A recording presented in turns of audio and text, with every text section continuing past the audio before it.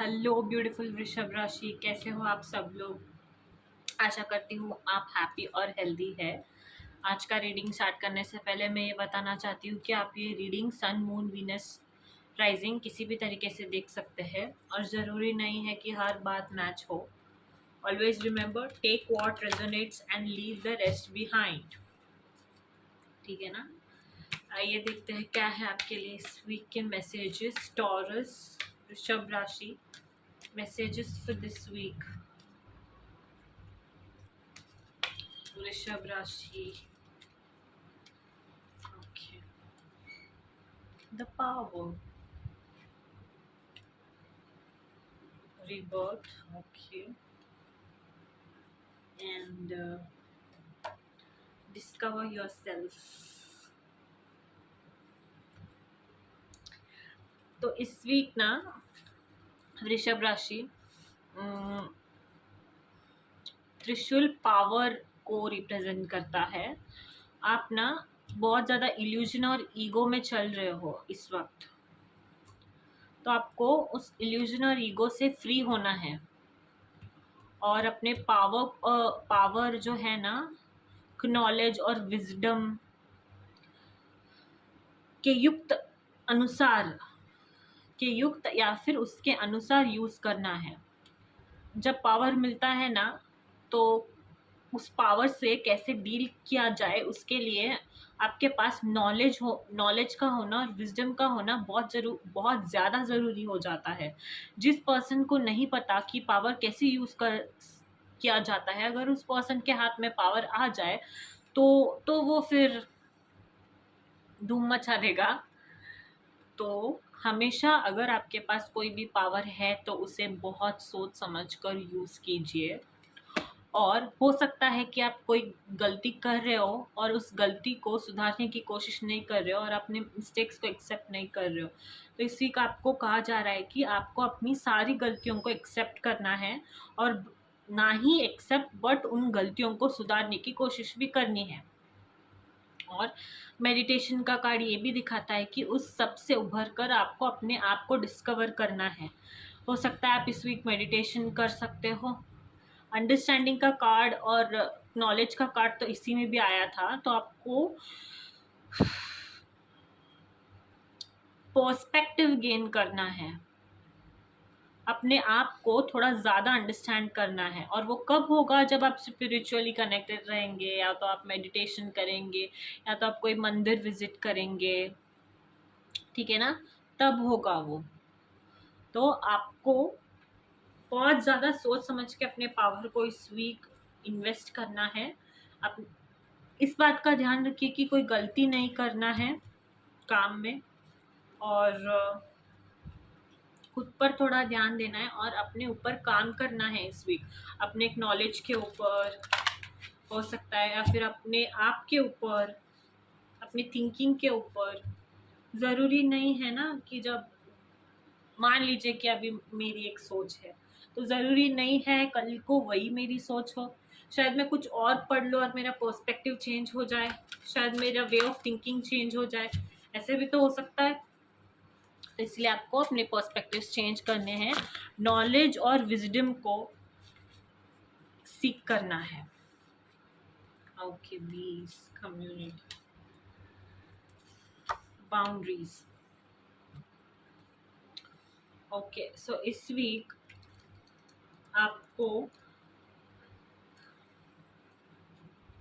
कुछ मतलब क्रिएटिव करना है, ठीक है ना। हो सकता है आप शायद किसी के साथ कोलैबोरेट कर रहे हो, कोलैबोरेट इन सेंस किसी के साथ मिल के कोई क्रिएटिव काम कर सकते हो, या फिर कुछ क्रिएटिविटी सीख कर सकते हो। क्रिएटिव का मतलब हो सकता है पेंटिंग कर रहे हो, किसी के साथ डांस कर रहे हो, या फिर किसी के साथ सिंगिंग कर रहे हो, या फिर कोई टीम प्लेयर बने हुए हो। ऐसे नहीं होता कि चलो एक गेम है, दो लोग गेम खेल रहे हैं, तो आपको टीम का मॉनिटर चुना चुना गया है। रिकॉग्निशन और अवार्ड बहुत जल्द आती हुई दिखाई दे रही है। और एक लोनलीनेस फील कर रहे हो आप, बट ये सब चीज़ों से आपको उभरना है और अपने स्किल सेट्स को इस वीक इम्प्रूव करना है और फाइनेंशियल ग्रोथ आता हुआ दिखाई दे रहा है। आप जिसके साथ मिलकर अगर कोई काम कर रहे हो तो टीम वर्क में काम कर रहे हो तो ग्रोथ आता हुआ दिखाई दे रहा है। ये भी हो सकता है कि कोई प्रोजेक्ट पे आप बहुत ज़्यादा दिनों से काम कर रहे थे या फिर ऐसी कुछ चीज़ है जो आप किसी के साथ मिलके आपकी गोल्स अचीव करने की कोशिश कर रहे थे, तो वो गोल अचीव होते हुए दिखाई दे रहे हैं। ये कार्ड ना नए पर्सपेक्टिव को दर्शाता है। मैंने कहा था आपको आपके पर्सपेक्टिव चेंज करना है। पेशेंस रखिए और नीड फॉर न्यू पर्सपेक्टिव वाला कार्ड यही है। आपको आपकी सोच बदलनी है और थोड़ा स्लो डाउन हो जाना है। कोई भी सिचुएशन को फोर्स नहीं करना है और ये बात याद रखना है कि हर एक चीज़ का एक टाइम होता है और वो तभी होता है जब उसका टाइम आता है। आप कोई भी चीज़ फोर्स कर ही नहीं सकते। आपके हिसाब से तो डिवाइन टाइम प्ले नहीं करेगा ना। डिवाइन टाइम तो तभी प्ले करेगा जब उसको प्ले करना होता है। तो उसके लिए वेट कीजिए। कोई भी सिचुएशन को फोर्स करने से बचिए और बाउंड्री सेट कीजिए। ऐसा नहीं होना चाहिए कि कोई भी आएगा आपके साथ जैसे चाहिए वैसे बर्ताव करेगा और चला जाएगा। नो, इस वीक आपको बाउंड्री सेट करनी है। बहुत ज़्यादा अपने एनवायरनमेंट को प्रोटेक्ट करना है या फिर करते हुए शायद दिखाई दे रहे हो। ऐसा हो सकता है कि आप शायद बहुत ज़्यादा अपने आप को कम आंकते थे, बाउंड्रीज नहीं रखते थे, तो इस वीक उस सब पे काम करते हुए दिखाई दे रहे हो। लेट्स सी और क्या मैसेजेस है आपके लिए। वृषभ राशि, वृषभ राशि love messages for this week.